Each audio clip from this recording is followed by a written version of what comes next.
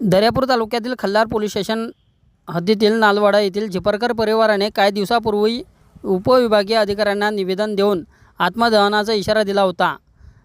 त्यानंतर आज शुक्रवार रोजी सदर झिपरकर परिवाराने दर्यापूर पोलीस स्टेशन येथे अचानक येऊनही अंगावर डिझेल ओतूनही पेटून घेण्याचा प्रयत्न केला। सुदैवाने दर्यापूर पोलिसांच्या सतर्कतेमुळे मोठा अनर्थ टळला। 13 मे 2025 रोजी खल्लार पोलीस स्टेशन हद्दीतील नालवाडा येथील झिपरकर परिवार व बोडखे परिवाराच्या मध्ये जागेच्या कारणावरूनही मोठा वाद झाला होता। या झिपरकर परिवारातील एका 85 वर्षीय वयोवृद्ध इसमाचा या वादात डोक्यावरही वीट लागल्याने सदर वयोवृद्ध इसमाचा मृत्यू झाला होता। त्यानंतर खल्लार पोलीस ठाण्यात तक्रारही दाखल करण्यात आली होती। तक्रारीनंतर पोलिसांनी बोडखे परिवारातील 9 आरोपींवर गुन्हा दाखल करूनही त्यांना अटक केली होती।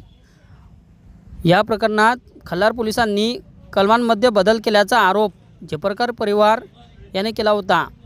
या विषय संदर्भातही उपविभागीय पोलीस अधिकारी यांच्याकडे तक्रार दाखल करण्यात आली होती, परंतु उपविभागीय अधिकारी यांनी कुठलीही तक्रार न केल्यामुळे अखेर आज झिपरकर परिवाराने थेट दर्यापूर पोलीस ठाण्यात अंगावरही डिझेल ओतूनही पेटून घेण्याचा प्रयत्न केला होता।